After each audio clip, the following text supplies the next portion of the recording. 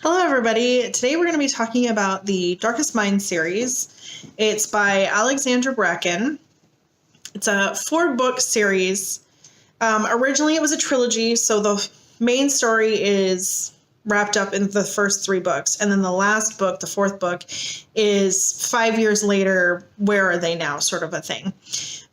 So you can get a very satisfying story if you just read the first 3 books. If you want more, there is this 4th book. And then there are also 4 in-between novellas. So all kinds of permutations you can read with this one. The first book in the series is Darkest Minds.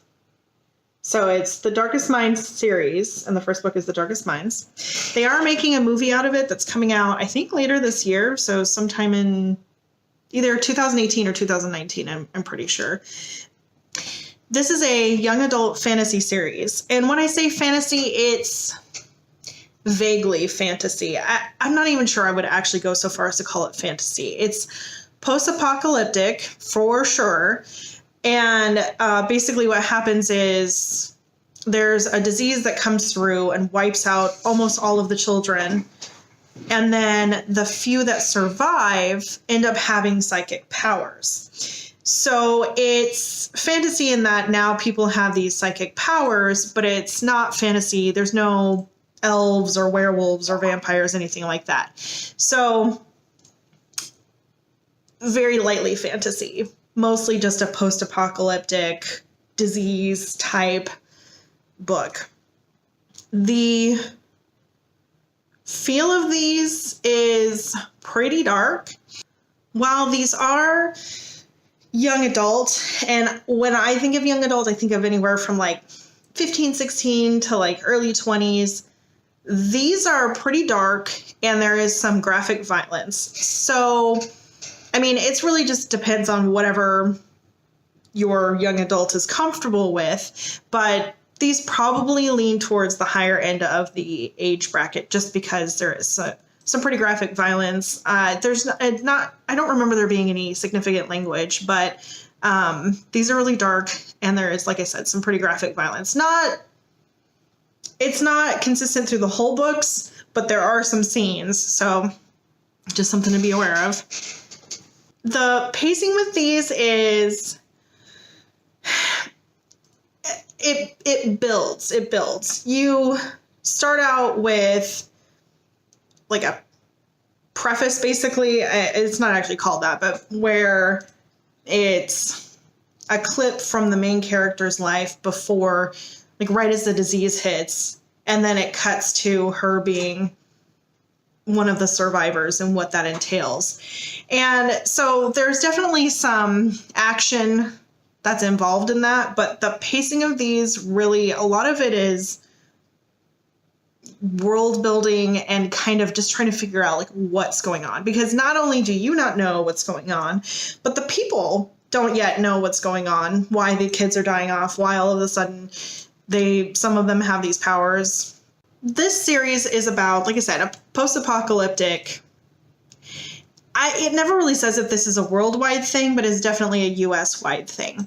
So you have all of the kids dying off, and the few that don't die off have these special powers, and they go around collecting all of the children and basically putting them in concentration camps because they're afraid of them. They don't know how to control them. These kids have all these crazy powers. So they put them in concentration camps, and years go by. And eventually the main character escapes from the concentration camp, meets up with a band of other kids who are on the run, and they basically try to figure out what's going on, how they can free the children of the world or the US and get their lives back, basically. So that's what the book is about, or the series. That's what the series is about. The pacing of these, I would say it kind of ebbs and flows. There's definitely scenes where there's like some pretty crazy action and escape scenes and that sort of thing. And then there's a lot of just like world building where everybody's trying to figure out what this thing is that's causing the kids to have these powers, how they can control their powers, how they can use them to, help themselves, help the other kids. There's a lot of them wandering around trying to find other people. So these books do have a lot of description, but it's well broken up. You have chapters, different chapters are told from different people's perspectives. So that helps break it up. So even if it's still talking about the same thing, it's told from someone else's perspective. And that helps make it feel fresher, even if they're still going on about, trying to set this camp up and start lives out in the woods or whatever is going on at that time. There are multiple plot lines, which ties into the multiple points of view. You'll have, further in the series, you have several characters that are all telling the story. So different chapters are from different people's perspectives. And that, so even though it's still the same storyline, you have multiple points of view telling the same storyline, which makes it feel more intricate and layered and more interesting. It also helps move it along a little bit better just because it breaks stuff up.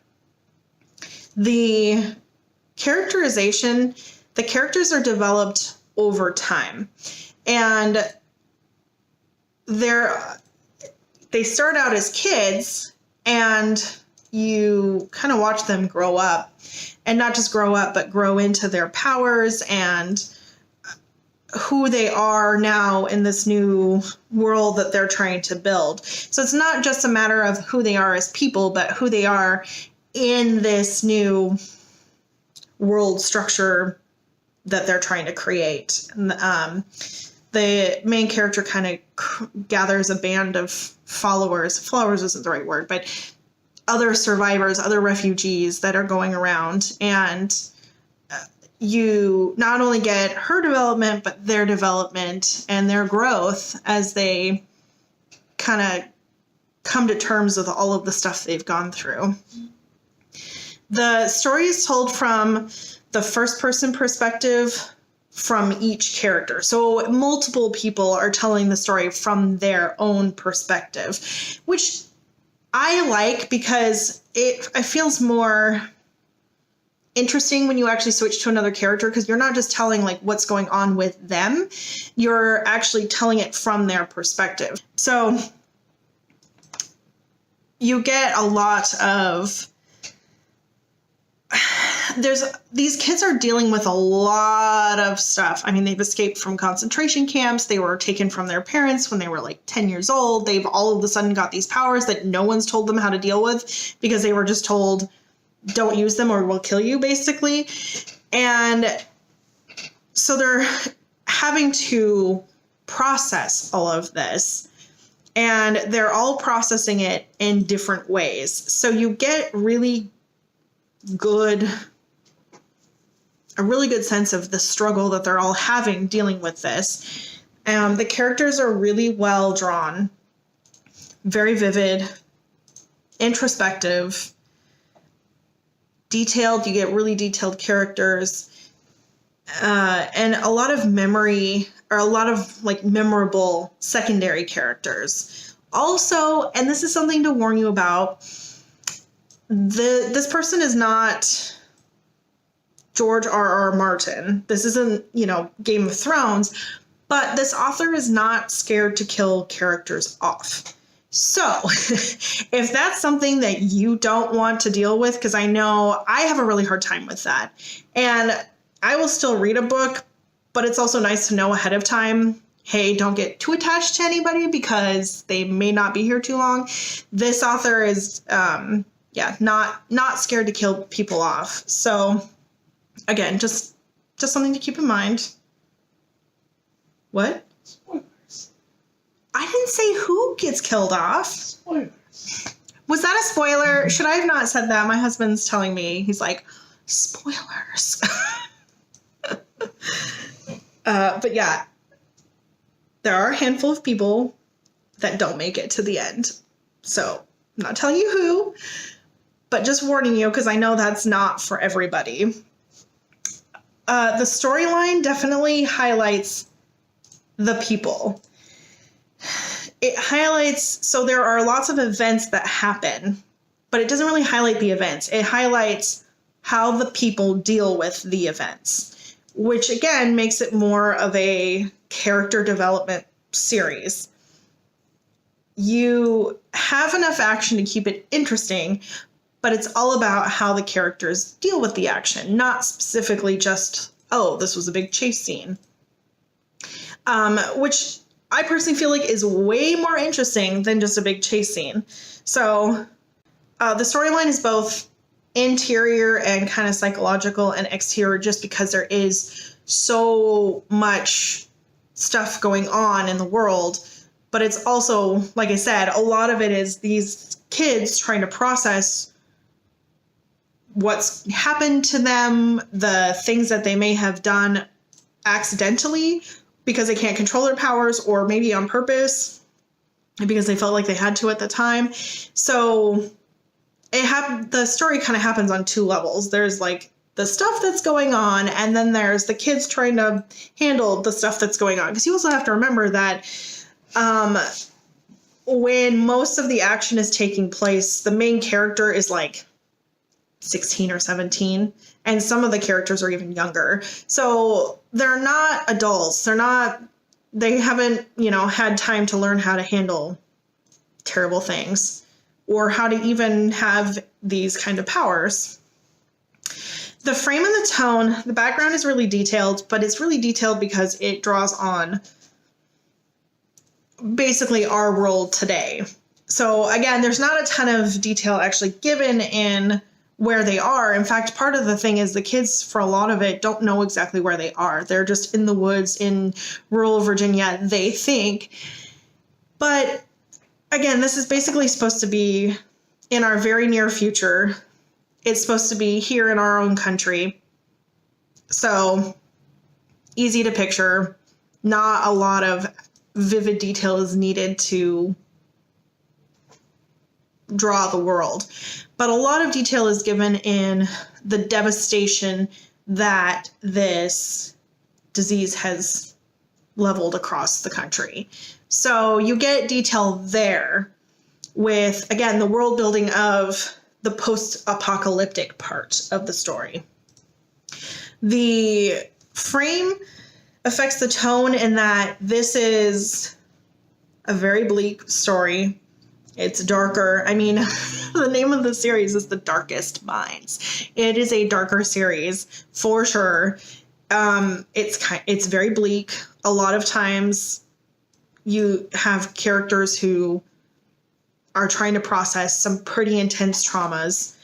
There's a little bit of romance for those who want that part. It's not a major part of the story, but it's by all means not the point of the story, but there is a little bit of it in there. So if that's something you really like in a story, this has that. The frame affects the tone of the book in two ways. One, the frame being this post-apocalyptic world. You get a lot of description on the post-apocalyptic part, and that makes it a darker feeling book. But also, it makes it more personal because this is our country and in basically our near future. So it kind of brings it home and makes you feel like this could happen at any point, which also makes it darker because it's not something that's like, this could never happen. It's happening to some alien race or something. This is something that in theory could possibly happen. So I wrote that the tone of the books are darker, menacing, very psychological, suspenseful, bleak, with a little bit of romance thrown in, and stark. Now, I'm sure you're thinking, who wants to read that? So while these are darker books, I don't want to give the impression that these are all just like super downer, super bleak, because there is also triumph in them overcoming all of these horrible things that have happened to them. And yeah, it's kind of a journey to get there, and that journey is not super sunshine and rainbows, but that makes it all the more fantastic when they do overcome these things. So that is the Darkest Mind series by Alexandra Bracken. And again, they're coming out with a movie later, so maybe something, if it sounds interesting, try to read it sooner rather than later before the movie comes out. If you like this video, hit the thumbs up. And if you want to see more content, make sure to subscribe before leaving the channel. Until next time, happy reading! Gotta turn on my thing.